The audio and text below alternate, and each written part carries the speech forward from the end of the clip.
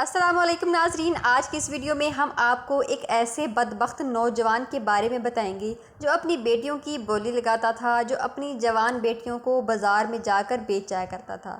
تو اللہ تعالیٰ نے اس پر کیسا عذاب نازل کیا، یہ عبرتناک واقعہ آپ ضرور سنیے گا۔ سیدنا عیسیٰ علیہ السلام کے زمانے میں ایک قبیلہ تھا جو اپنی جوان بیٹیوں کو بیچا کرتا تھا۔ ان کے آباء و اجداد سے یہ رسم چلی آ رہی تھی، یہ کاروبار چلا آ رہا تھا۔ حضرت عیسیٰ علیہ السلام کا دور مبارکہ بعد آپ کے دور میں آپ سے کہیں زیادہ دور ایک قبیلہ رہتا تھا۔ وہ جوان بیٹیوں کو بیچتا تھا۔ جیسے ہی جوان بیٹی بالغ ہوتی تھی، جیسے ہی وہ جوانی کی دہلیز پر قدم رکھتی تھی، تو اس کا بھائی، اس کا باپ اسے لے کر بازار چلا جاتا، وہاں جا کر بیٹی کی بولی لگاتا تھا۔ ایسے ہی ایک بدقسمت شخص کی بیٹی جوان ہوئی، بالغ ہوئی۔ بالغہ ہونے کے بعد جوان کی دہلیز پر جیسے ہی بیٹی نے قدم رکھا تو باپ بڑا ہی خوش ہوا کہ اب پیسے کمانے کی باری آ گئی ہے۔ باپ نے بیٹی کا ہاتھ پکڑا، بیٹی کو گھر سے نکالا، شہر کی طرف چلا گیا، بازار کی طرف چل دیا۔ چلتے چلتے، اٹھتے بیٹھتے، گرتے سنبھلتے، آخر کار بازار جا ہی پہنچا۔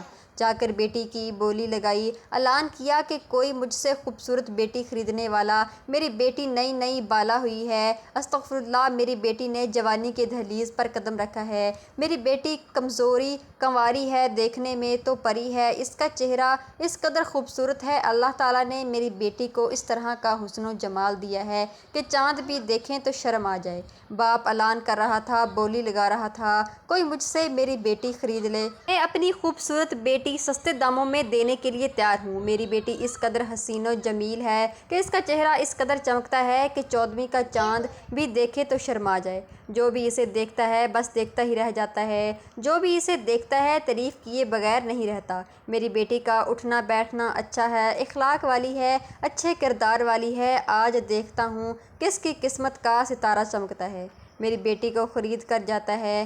کون ہے اس خوبصورت لڑکی کی ڈیمانڈ پوری کرنے والا؟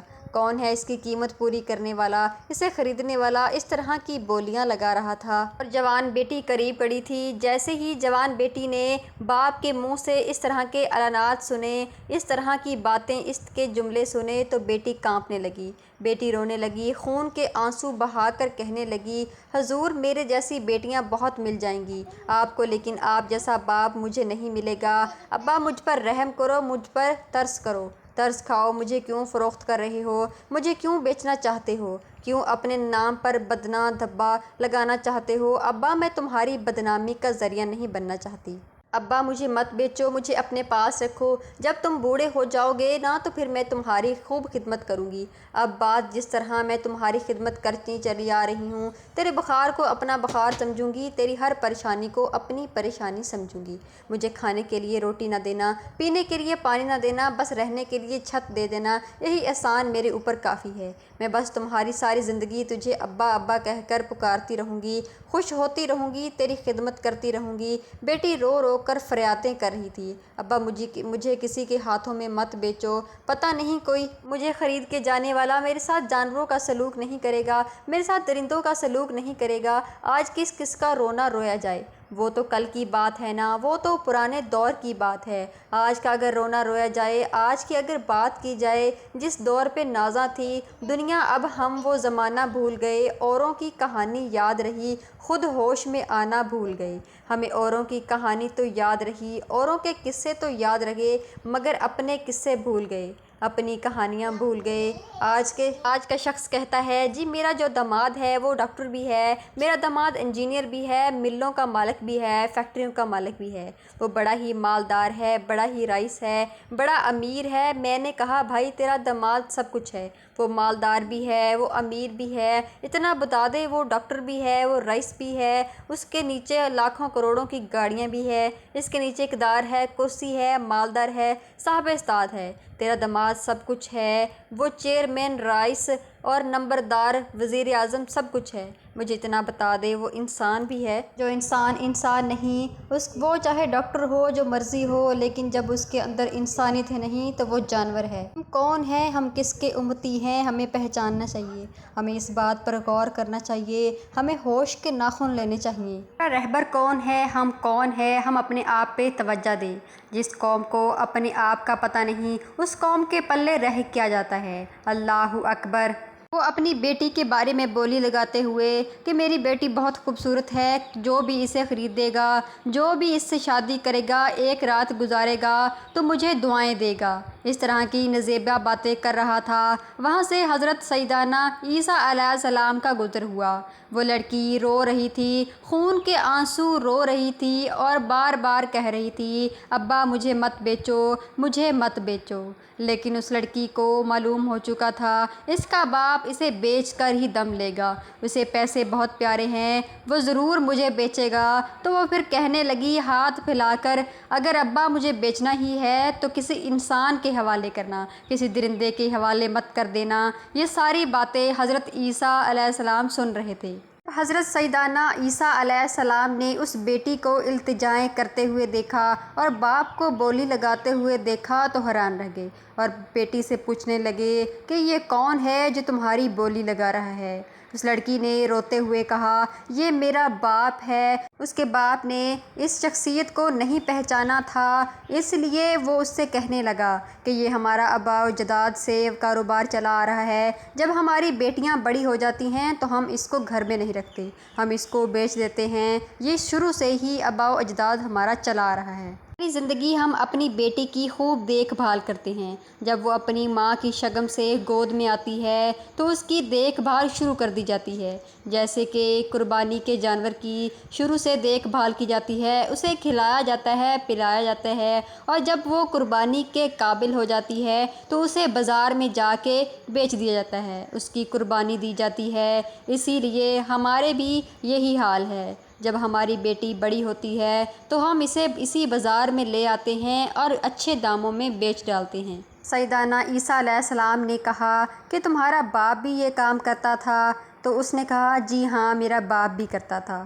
تو حضرت سیدنا عیسیٰ علیہ السلام نے فرمایا کہ تمہارا دادا بھی یہی کام کرتا ہوگا؟ اس نے کہا، جی ہاں میرا دادا بھی یہی کام کرتا تھا۔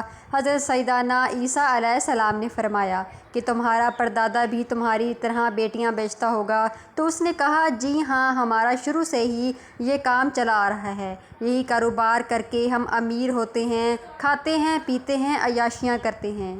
تو حضرت سیدنا عیسیٰ علیہ السلام نے فرمایا، تم ایسا کرو کہ مجھے اپنی بیٹی کے جتنے بھی رقم بنتی ہے وہ مجھ سے لے لو اور مجھے اپنے باپ کی قبر پر لے کے جاؤ۔ میں تمہاری باپ کے قبر پہ جانا چاہتا ہوں اور تمہیں دکھانا چاہتا ہوں کہ اس کا کیا حال ہے، ایک دفعہ تمہیں اس کی زیارت کروانا چاہتا ہوں، تم میرے ساتھ چلو، جتنی رقم مانگو گے میں اتنی رقم دینے کے لیے تمہیں تیار ہوں، سب سے پہلے مجھے اپنے باپ کی قبر پر لے چلو۔ تو وہ آدمی خوش ہوا کہ یہ مالدار لگتا ہے، کافی پیسے دے سکتا ہے، کیوں نہ میں اسے اپنی باپ کی قبر پر لے جاؤں۔ وہ سارے اکٹھے ہو کے چلنے لگے، اس کی بیٹی بھی ساتھ تھی، حضرت عیسیٰ سیدنا علیہ السلام بھی، اللہ کے نبی بھی ساتھ تھے، اور وہ اٹھتے بیٹھتے چلتے چلتے اس قبرستان تک پہنچ گئے۔ اللہ کے نبی تو اس شخص کی زندگی بدلنا چاہتے تھے، وہ قبر میں دکھانا چاہتے تھے کہ اس کا باپ کیسے جہنم کی آگ میں جل رہا ہے۔ اللہ کے نبی نے اس باپ کی قبر پر سرہانے کی طرف کھڑے ہو کر ہاتھ پھیلائے اور کہا، اے میرے رب کریم، دن کو رات میں بدلنے والے، اس آدمی کو ایسا کرشمہ دکھا، ایسی اپنی قدرت دکھا کہ یہ انقلاب لے کے آئے، سچی توبہ کر لے، اس کے خاندان میں کوئی بھی اپنی بیٹی کو بیچنے کی جرت نہ کرے۔ اللہ کے نبی نے اس شخص سے کہا کہ تم اپنا کان قبر کے پاس لگاؤ، تمہارا باپ کچھ کہنا چاہتا ہے، سنو تو صحیح کیا کہتا ہے۔ جیسے ہی اس بیٹی کے باپ نے قبر کے ساتھ کان لگایا تو قبر میں سے چیخو پکار کی آواز آ رہی تھی۔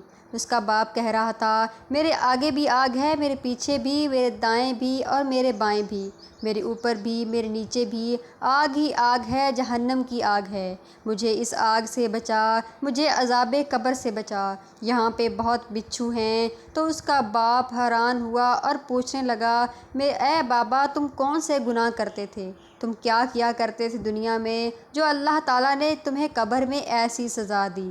تو اس کے باپ نے کچھ ایسا کہا کہ اس شخص نے توبہ کرنے کی سوچ لی۔ توبہ کرنے پر مجبور ہو گیا اور وہ قبر والا انسان اپنا حال بیان کرنے لگا کہ میری 12 بیٹیاں تھیں، میں نے ان کو بازار میں بیچ دیا، ایک ایک کر کے میں نے اس کو بیچا۔ جب وہ جوان ہوئی تو میں نے بولی لگانا شروع کر دی۔